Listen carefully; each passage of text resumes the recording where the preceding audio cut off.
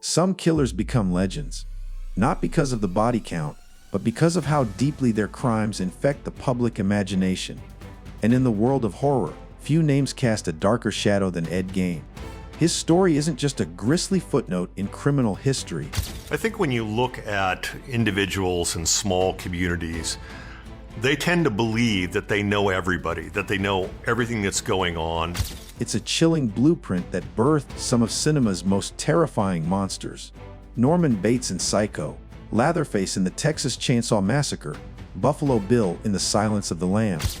They're typically long-term families that have lived there, and they see the big city as that place where crime happens and there's a lot of violence. All their twisted origins trace back to one quiet man from Plainfield, Wisconsin. But in 2025, interest in Ed Gein's life and legacy has roared back into pop culture, sparked by new film adaptations, documentaries. Very, very different from the location in which they live. So anytime you have violent crime in a small community like that, it's going, and especially really aberrant violent crime. And even real-life investigations that unearthed long buried details of his grotesque crimes. Why does his story continue to haunt us? And how has Hollywood once again found inspiration in the mind of the Butcher of Plainfield? Let's unpack the horrifying legacy of Ed Gein, the killer who refuses to stay dead in our nightmares. Quiet man with a hidden horror, Ed Gein wasn't a criminal mastermind or a charming predator. He was a soft-spoken, socially awkward handyman who lived alone on a desolate Wisconsin farm. By all accounts, neighbors thought of him as harmless, maybe a little odd, but inside his decrepit farmhouse, Ed had created a grotesque shrine to death that would shock the world when it was discovered. Human skin stretched into lampshades, masks crafted from faces, bowls made of skulls. To the world, he was a loner. In reality, he was a walking horror story waiting to be discovered. Seeds of madness. Gein's obsession didn't start with violence. It started with his mother. Augusta Jane was a religious zealot who preached fire, brimstone, and the damnation of women. She drilled into Ed the belief that women, aside from herself, were instruments of sin. After her death, Ed's mental state unraveled completely. His mother wasn't just a controlling figure, she was his entire reality. Her passing didn't set him free, it drove him deeper into isolation and delusion. It's no wonder that many believe his crimes weren't about rage or greed, but about trying to bring his mother back, in the most horrific ways imaginable. Crimes that stunned the nation on November 16, 1957. The horror was uncovered when local hardware store owner Bernice Worden disappeared. Evidence led investigators straight to Gein's farmhouse. What they found inside would become the stuff of nightmares. Worden's decapitated body hung in a shed, gutted like an animal. Inside the house were artifacts straight from a horror movie. Human remains turned into macabre household items. It wasn't just murder. It was a descent into depravity no one was prepared for.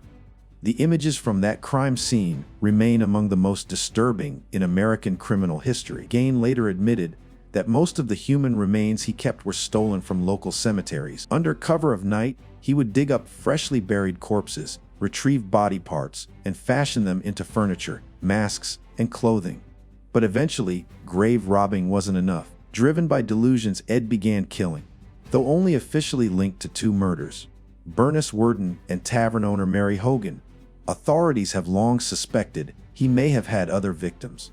His case blurred the line between goal and killer, forcing society to confront the unimaginable depths of human depravity. Psycho and Norman Bates. Alfred Hitchcock's Psycho debuted in 1960, just 3 years after Gein's arrest.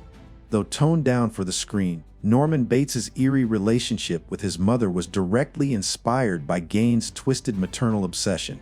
Bates, a mild-mannered motel owner with a murderous alter ego, reflected Gein's duality. The quiet neighbor masking a monster within. The film shocked audiences and opened a door for horror that dared to explore the fragile line between sanity and madness.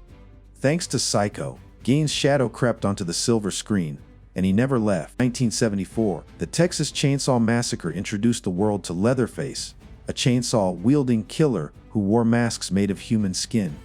The inspiration: Ed Gein's horrifying collection of face masks made from his victims.